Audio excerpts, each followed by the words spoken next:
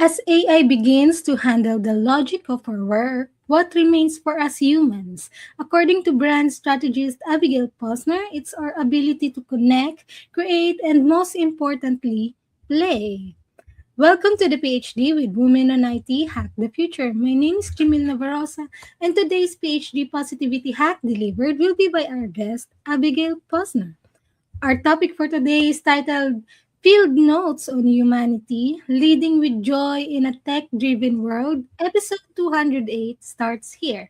Let me remind you this is a grassroots community that focuses on women and IT, an inclusive forum of women in technology, startups, and female leaders who are supported by men as well. And I bring heart to that hustle because empathy is my mojo, and empathy is critical in humanity.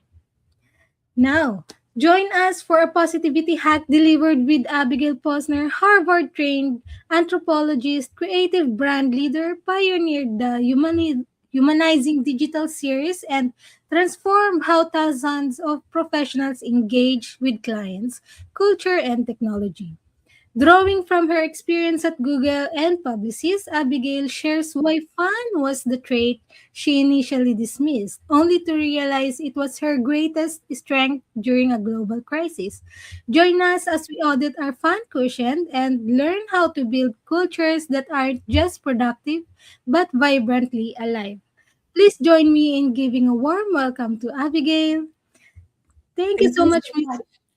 Sorry, we're so excited to be with each other that we're interrupting each other. Yes. You look so beautiful. Thank you so much again for joining us. And to start, where in the world are you today? Oh, I'm in New York City and I'm looking over recent snowfall that we just had. It's very cold outside. Oh, wow. And here on the other side of the world is getting summer. Oh, I'm so jealous. So, Miss Abigail, we spend so much time talking about what AI can do, but your work reminds us to look at the soul behind the screen. So, looking through your anthropologist lens, what is the one magic human quality that you think an algorithm will never be able to replicate? I really like this question, though I think there are many aspects of humanity that AI can't replicate. It may think it can replicate them, but they can't. And so to narrow it down to one is hard. But if I had to, I would say love. You can mimic what love looks like or what love sounds like, just like a rom-com does, right? But they're actors. What you can't mimic is what happens in the cerebellum of the brain, in that more mammalian side of the brain that was formed before we even had the neocortex. And that part of the brain is all about showing love, right? We mammals have that. So again, I think AI can do a great job in trying to represent it, but it can't really express it or conjure that feeling. I've had 3 children. I know what it's like to feel that connection to a baby and have that baby feel that connection to you before they can even register that they're a separate being from you, because there is something real innate in our brains. And in fact, it's funny, I just saw an article by a romance writer who says that, AI has helped her write so many more novels, which makes sense because AI is very much about, efficiencies and speed and optimization, but they can't quite get those sex scenes right. They can't quite get the feelings of romance and anticipation and attraction that we just have as human beings. So, speaking of romance, there is a heartbeat. So, um, Correct. in your field, sorry, in your field, a single observation can sometimes change everything we think we know about a group of people. Can you take us back to a specific moment at Google or Publicis where you saw something in the data that made you realize what we've completely missed, the human heartbeat here? Yeah. Well, I didn't just work at Publicis. I also worked at an Omnicom shop for 11 years, DDB. And really, that's where I cut my teeth in advertising. That's where I really learned that You can't just look at surface information, that you have to go deeper, that you have to recognize what human beings really strive for, what they really need. And that was basically my whole career. My whole career, I did that. If you think about anthropology, anthropology is really the study of why people do what we do. So why we eat what we eat, why we wear what we wear. I studied economic anthropology. So it was like why we value certain things. And then in the advertising space where I spent 15 years, that's really why we buy what we buy. Everything from candy to beer to insurance, right? And then when I moved to Google, similarly, I created teams to dive in and dig into why people have the relationship they have with technology, and why they have the relationship with the brands that we represented. So there's not just one case, it's like all the time. I think like the first real moment I remember doing this was when I was back at DDB and we had to sell toilet papers. Not toilet paper, I'm sorry, paper towel. It was the same company, but this was paper towel. And, who would think that paper towel, right, has any meaning beyond just, okay, it cleans up a mess. But I actually borrowed from a certain strain of psychology to really understand the value of these paper towels, that they meant not just, oh, it cleans up a mess in that moment, but in our lives where we can't afford a break in the routine, right? Especially parents with kids. You break that routine and everything falls apart. Right? And it's very valuable, that routine. You think, oh, it's not a special moment, so people don't value it. Just the opposite. It's those routine moments that are so precious to us because we have to use them every single day to live and to live the way we want to live. So when you have a spill, if you have a paper towel that doesn't clean up that spill, your whole day, your whole routine is out of whack, and that changes everything.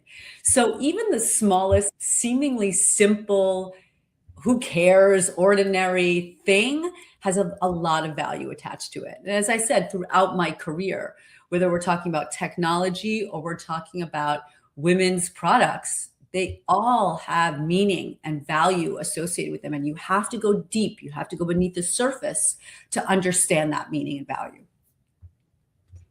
Most of us are taught being professional means being serious, but you've discovered that fun was actually your greatest weapon. What was the turning point during the global crisis that made you realize joy isn't just a luxury, it's a survival strategy for leaders? Right. Well, let me just take a step back and say, I actually think there are a lot of sides of ourselves that we may think are not important to our day jobs or have no relevance to the challenges in front of us. And that's not true. And so I'm not saying that fun is my superpower necessarily. It's one of my traits that I may have ignored. And I realized that actually was quite important. This all falls under an approach that I have now towards leadership, and I've written a bit about it. You can find it in my newsletter on LinkedIn, but also I have a speech about it, and I'm actually writing a book about it. It's the notion of expansiveness. And the idea is that we all have different sides within ourselves. As I said, it could be that you have a sense of fun. It could be that you're a great dancer. Or maybe you're really, really organized. All those different sides actually can help solve a challenge in front of you, particularly a challenge that others can't, or you come up with an idea to solve that challenge that only you can come up with, which is very important, especially in this day and age with AI, where people think AI can solve everything. And where do you come in? What is your unique approach? What is your unique point of view? What is your unique idea? So in the case of fun, it wasn't that fun is my only superpower, but what I did learn was that it was one of these sides of myself that I may not have thought was important. And I only discovered why it was important when maybe around 2018, 2019, I went to one of these leadership conferences, or not conferences, training programs. That's what it was. And you had to do this exercise, and you had to go to someone in your personal life and then someone in your work life and just ask them to list 3 traits about you, 3 attributes about you. So I went to my work husband, Rudy, my good buddy, and he listed kind of the typical traits you'd expect because he sees me in the business light. So he said, "Oh, you're a good manager, you're very strategic, good business mind." I don't even remember, right? The typical stuff. When I went to my husband, he knew it was for a work thing. So, he first starts out, "Oh, you're very strategic," sounded just like Rudy. Very strategic, good manager. And then he said, "Oh, and you're fun." I said, "Mark, what am I going to do with fun? Who cares?" Right? But then what happened was COVID hit. And people had different approaches to COVID as leaders. Some people really empathized, and that was important too, right? Really kind of wanted to make it not too stressful, relax people, have them, vent their challenges and problems. And that was cool. And that there was a place for that. But I felt there was a place for something else, which would energize my team, which would make them realize how awesome their work was and their contributions were. And that was really injecting a sense of fun and excitement and energy. So that was my counterbalance to all of the either fear or "don't worry, relax, take a yoga session" kind of mentality. I wanted people to lean into the work and see it as a source of productivity, ideas, play, and so forth. So here's a case where I took one side of myself that I may have ignored and I applied it to the challenge in front of me. Now it's no longer COVID.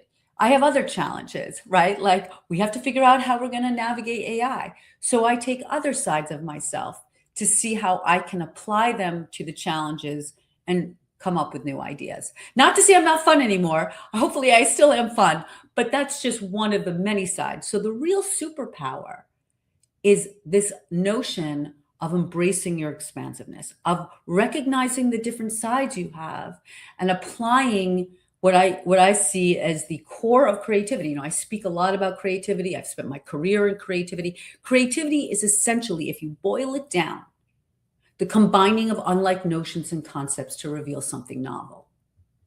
You're bringing things together that may not seem like they should go together, but once they do, you come up with a new idea. Now you're applying it to yourself. So that's the superpower. That's very nice. There is a big difference between a team that is just hitting targets and a team that is actually vibrant. How would you describe the energy in a room that is vibrantly alive, and how do we move our teams away from just being output machines? Yeah. I think that's really, really vital. There are a couple of elements to that. One is how you as a leader show up. If you as a leader show up as scared, closed, don't have ideas, don't put yourself out there, don't make mistakes, no one else is going to do that, right? So how you show up as a leader is extremely important. You have to model that behavior. You can't expect a team to feel free and feel energized and feel excited if you're not, right? So that's number one.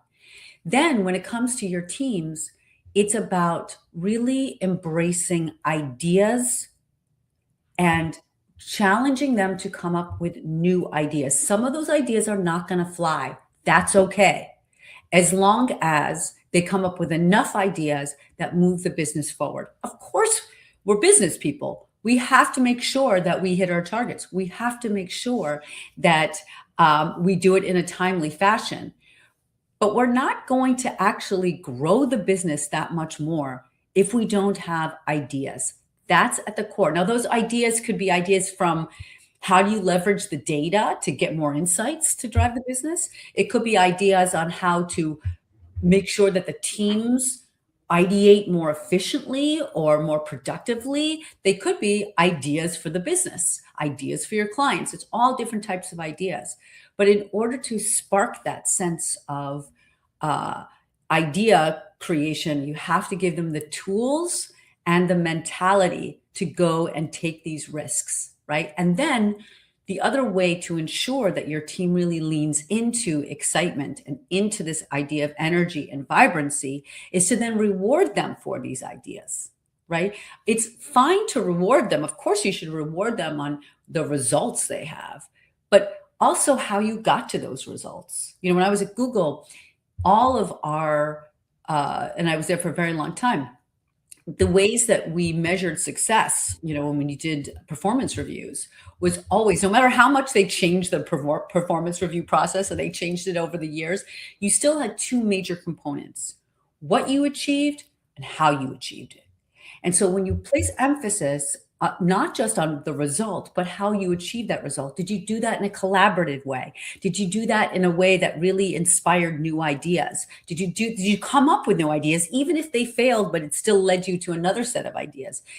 That then, if that gets rewarded, that will encourage people to have that sense of risk taking and vibrancy and play. And then finally, the final way to ensure this sense of energy and vibrancy and play is having people come together, right? If you're just sitting at home and working over a camera, it's just not the same. It's better than nothing. It's better than working on your own, but collaboration is key, And I have stats to showcase that, why it's so important to come together. But there's something about coming together in person. And it kind of goes back to your first question. It's like there's an energy exchange that happens in real life that you can't replicate virtually. And that energy exchange is a combination of the hormones going, the kind of the body language that gets expressed. There's something very human and real about being physically together. So there's a couple of different elements to ensure that a team feels this sense of energy. But as I said, first and foremost, it has to come from you, the leader. Mhm. You have gifts for taking complex tech and explaining why it actually matters to our lives. With AI moving so fast, do you think we are focusing too much on how fast it is and not enough on the meaning it brings? And how do we fix that? Um, I actually don't have, I don't believe that necessarily. I think a lot of people, too many people, quite frankly, are scared of AI because of what they think the meaning is behind it, right? So they go, "Oh, it's going to take over humanity. Oh, it's fooling us. It's not trustworthy," right? So in some ways, people are overwhelmingly focused on the potential negative consequences and meaning of AI versus the speed of AI. And if people just stood back and said, all that AI is doing, and it's doing it really well, is really sourcing information from a lot of different sources, and then, as my anthropologist friend says, hoovers it up and uses certain techniques, whether it's the voice you have or frameworks that it knows to deliver information to you. And it's up to you as the human being to take that information and tease it and move it and shape it and build it. So I actually think we need to just remember what it is. It's a tool, and stop over analyzing all the horrors that they can conjure with AI. It's not to say we shouldn't. I mean, we should always create responsible technology, no question. But I think sometimes people are forgetting what the purpose should be and how we can use it to amplify ourselves. That's where the real meaning should come. Who are we? Who do we want to be? Who do we want to become? How do we want to shape the world? And how can AI help us? While technical skills get us in the door, it's often our human skills that allow us to lead effectively. In your opinion, what are the top three soft skills that every career-driven woman should cultivate to thrive in today's world? Yeah, that's not an easy question to answer, because I think um, a I don't know if I really believe that term soft skills. I think that's kind of in a way derogatory. I would call it human skills, and I actually think it's the human skills that are going to be the most critical as a leader. I think you can have technical skills. That doesn't make you a leader. That makes you a smart person in your field. What makes you a leader is primarily these human skills. So I think, one thing we should consider is that it's really only the human skills that matter here, not the technical skills. The technical skills will only get you so far. So when it comes to those human skills, one, it is truly understanding the individuals on your team, really understanding who they are as human beings, not necessarily just so that you can, be sympathetic to them if something goes wrong. I think that's important too. But actually, also selfishly speaking, it's so that you can tap sides of them, back to this expansiveness notion, that maybe they didn't realize could be super beneficial to the team, and have them source those. So oftentimes when I built new teams, or when I combined teams, or when I inherited teams, I always wanted to know, so, what did you study in university? Or what do you love to do on the weekend?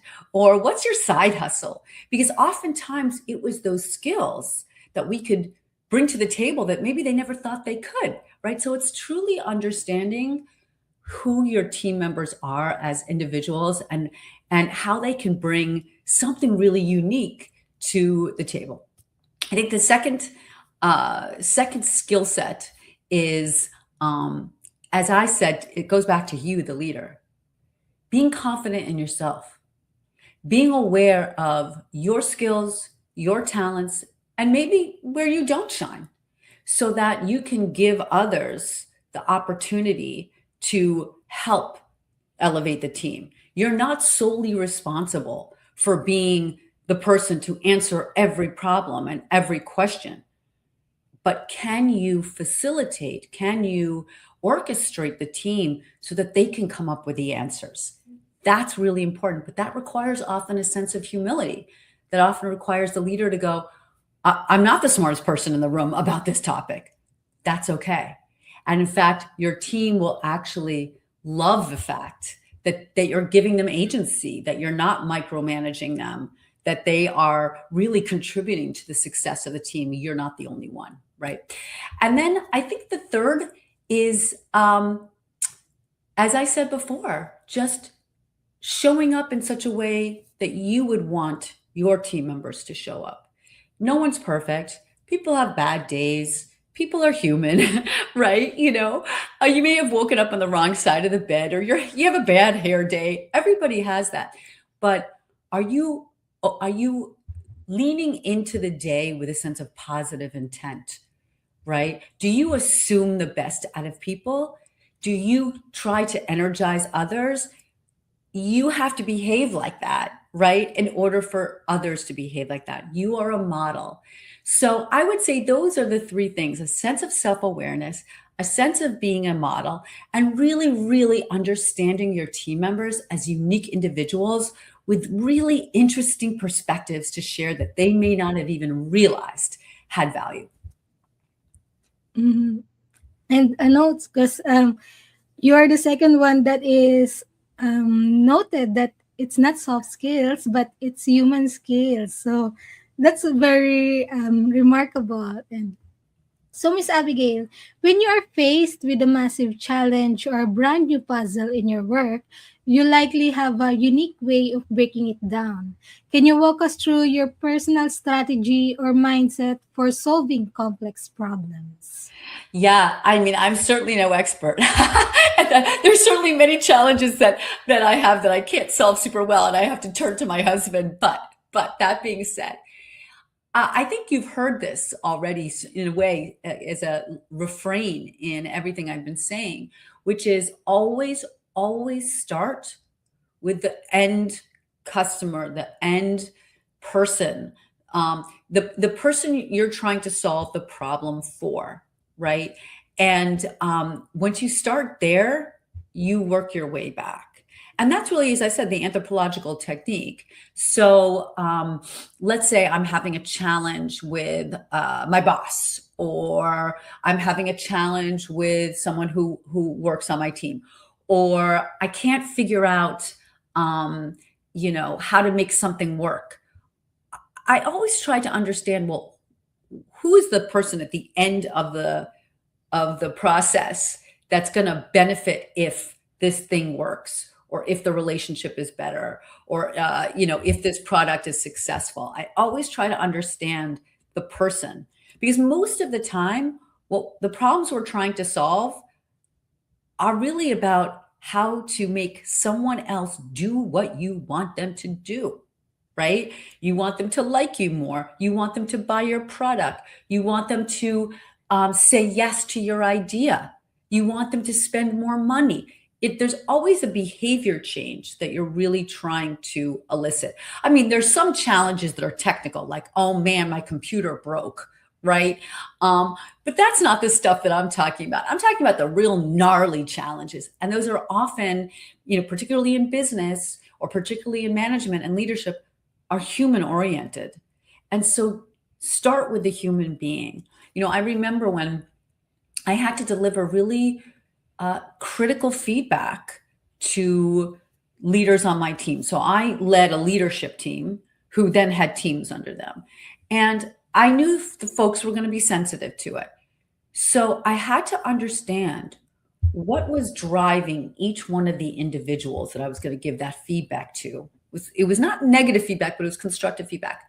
What was driving them, and how can I restate the feedback in such a way that it feeds their desire to be who they want to be? And so again, it's always at the end of the day, and this is my crutch, this is my solution for everything, which is go back to my anthropology skills. Go back to understanding the human being that you are trying to appeal to, that you are trying to take action on something. Find out what motivates them. Find out what language resonates with them. Find out what they want out of life, what they want out of the relationship, whatever it is, and then work your way back. Many women in our audience are looking to break glass ceilings or even start their own entrepreneurial ventures. What is the most important piece of advice you would give to a woman who is ready to take that next big leap in her career or business journey? Wow. I wish I had that answer for myself, but I am a little bit older. So I do have some just life experience. And I think that it's really about believing in yourself. Because if you don't believe in yourself, no one else is going to believe in you. And so really kind of understanding what you bring to the table. Again, it's going to require some of that work, that sense of self-awareness, and trying to help make that shine through. You may have to have it shine in slightly different ways, because some people will get excited about this aspect of you or that aspect of you, but it's really about understanding yourself, knowing your self-worth, and saying, I believe, not that I know, this goes deeper, this is more human. I believe that I can actually drive this change. I have data to back that up. I did all my homework. But at the end of the day, if you don't have that sense of belief, it's hard for others to believe you. Because really, ultimately, at the end, if others are going to invest in you, if others are going to buy what you're trying to sell, they have to believe in you. So you first have to believe in yourself. Wow, that's a nice advice. As a new to hosting, I don't speak, and I'm the most, I think, quiet person. Oh, And then, really?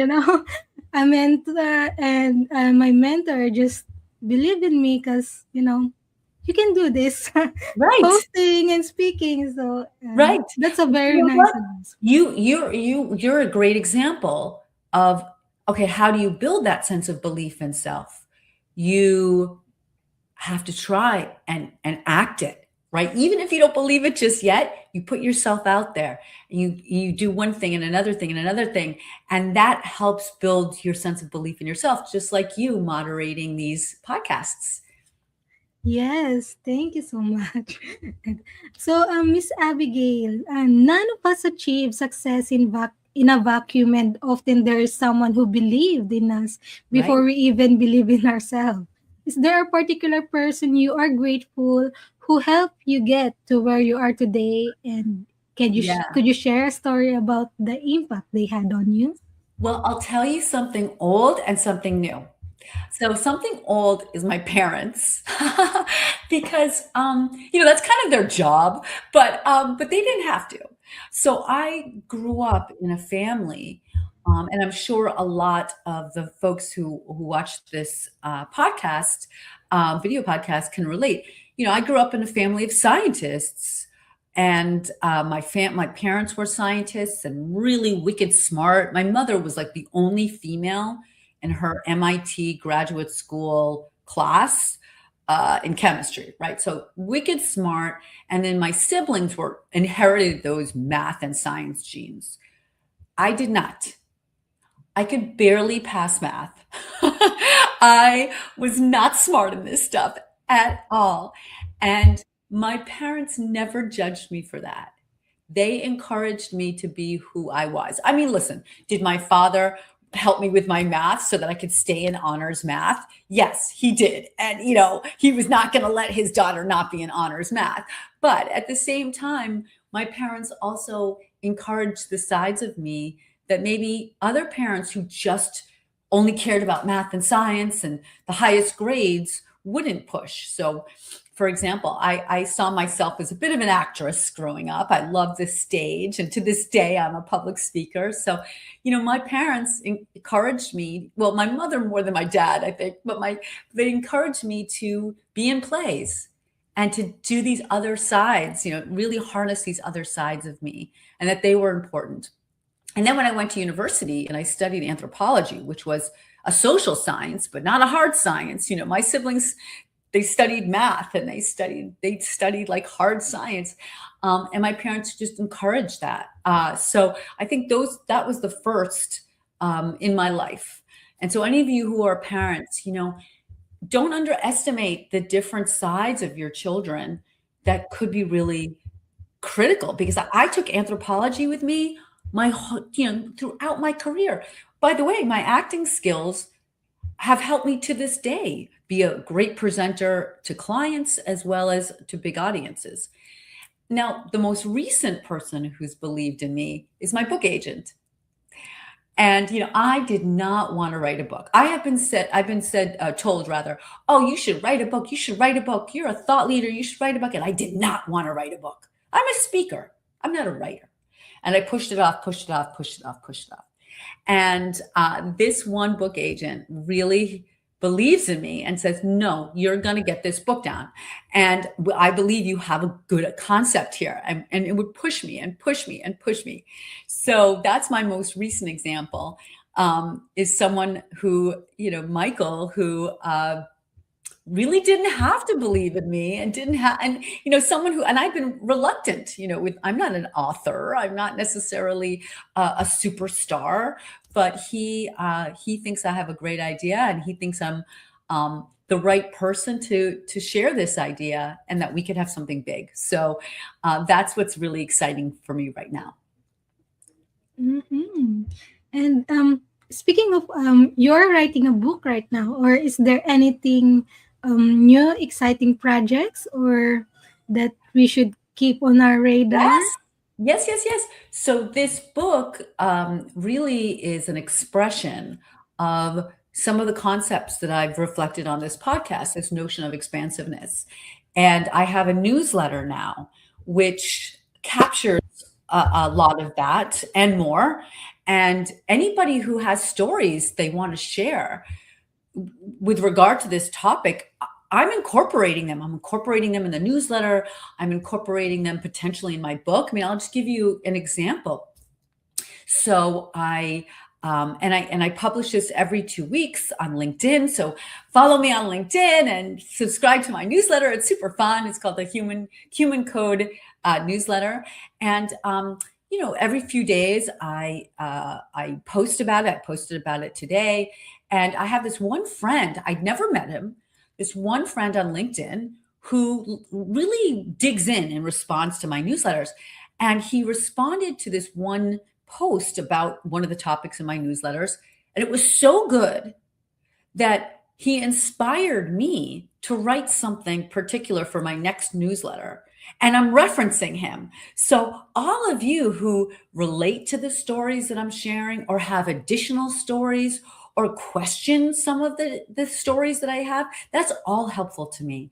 So I think not only would it hopefully be inspiring for the audience to read and stay on top of some of the fun things I'm learning along the way, but maybe you could help me actually build out these stories. Mm-hmm.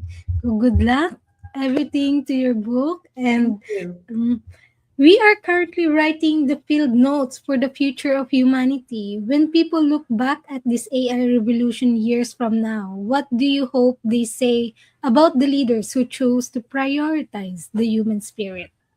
Oh, I actually am excited.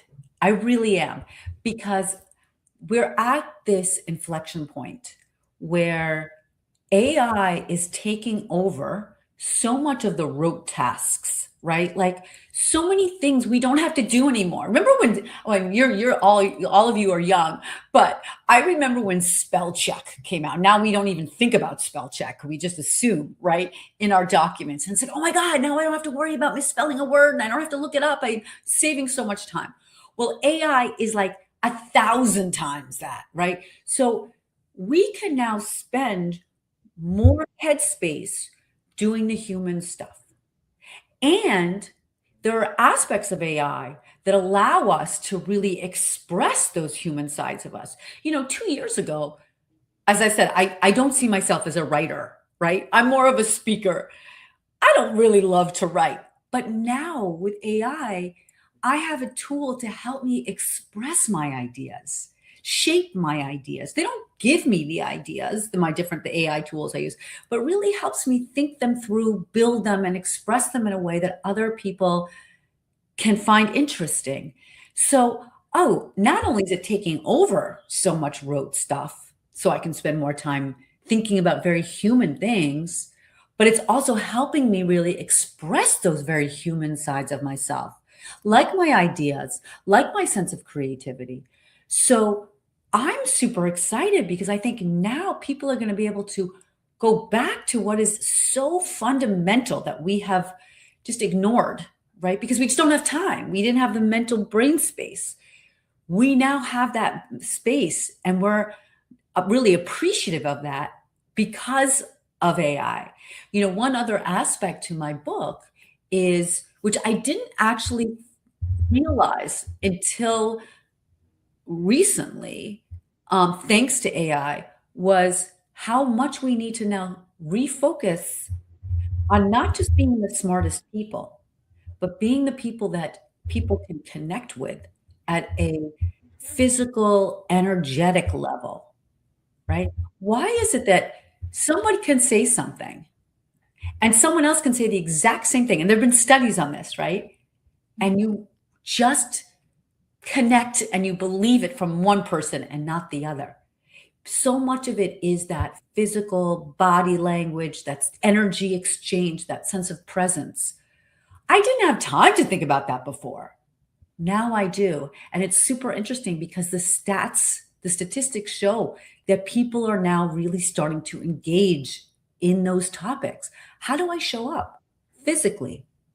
How does my body and my soul and my emotions, how are they all connected so that people can feel that about me?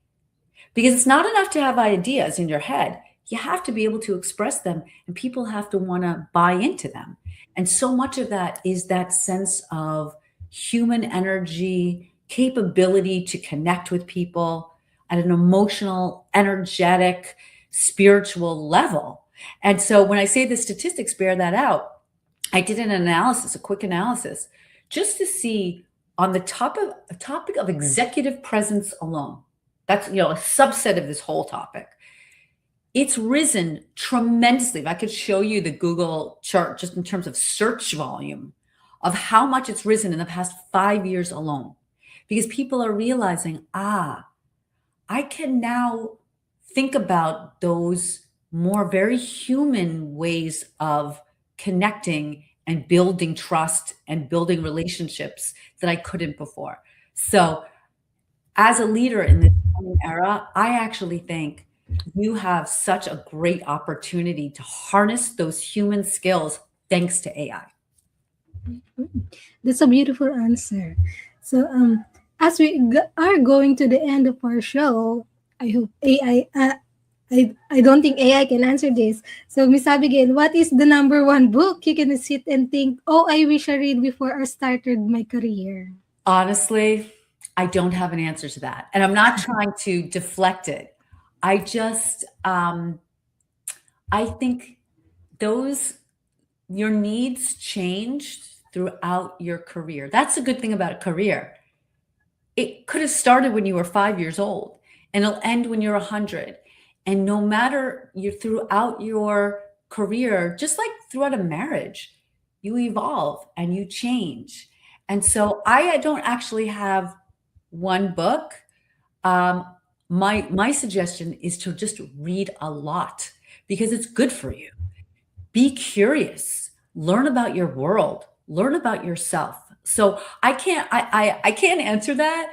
I just think just create some space, some time throughout your career to continue reading and to continue being curious, because that's what's going to make you a better leader, is constantly learning about yourself and others and the world. Mm-hmm. That's good. And let's imagine that you could meet anyone in the world for a private breakfast. Who would it be and where would you choose to meet? Oh my gosh, there's so many people I'd like to meet. But I have to say, I think I'd want to meet Hillary Clinton. I still wish she had become president. I think everything would have changed.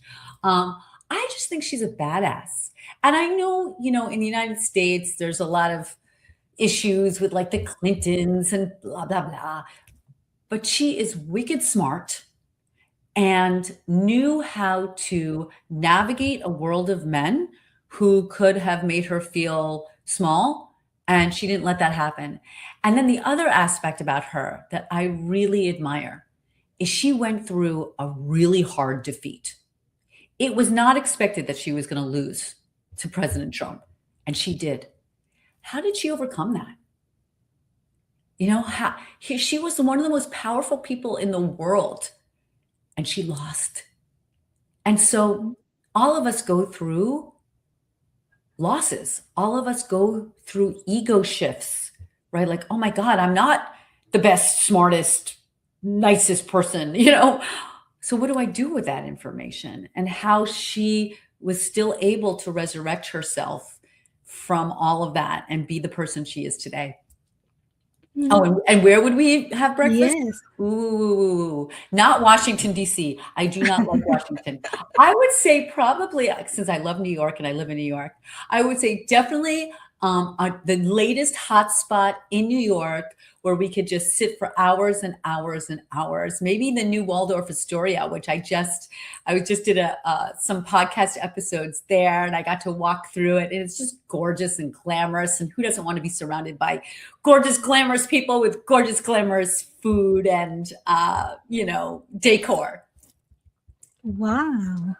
And lastly, Miss Abigail, can you please give us your favorite life lesson quote? Life lesson code? Well, gosh, I think it's going to sound like what I said before. And it's not easy. It's not easy, but it's love yourself. Right? Because if you don't love yourself first, no one else is going to love you. Right? And so, my faith, I'm Jewish, and you learn that very early on, that it's like, you have to take care of yourself in order to take care of others. So just love yourself, understand yourself. Don't just love yourself because, hey, why not? I mean, you should because you're human, but try to spend the time to understand who you are, what your gifts are, what your challenges are, and really leverage them and embrace them. And even when the world wants to tell you you're wrong, or you're not beautiful enough, or you're not smart enough, or you're not successful enough, know that you as an individual are a gift, and harness that, recognize that, and then others will see it too. Oh, that's beautiful quote. And that's it from 208 of the PhD live stream. Thanks to our guest, Abigail Posner. To stay updated and ensure you never miss a positivity hack delivered, follow Women on IT and turn on notifications to be alerted once the video has been released.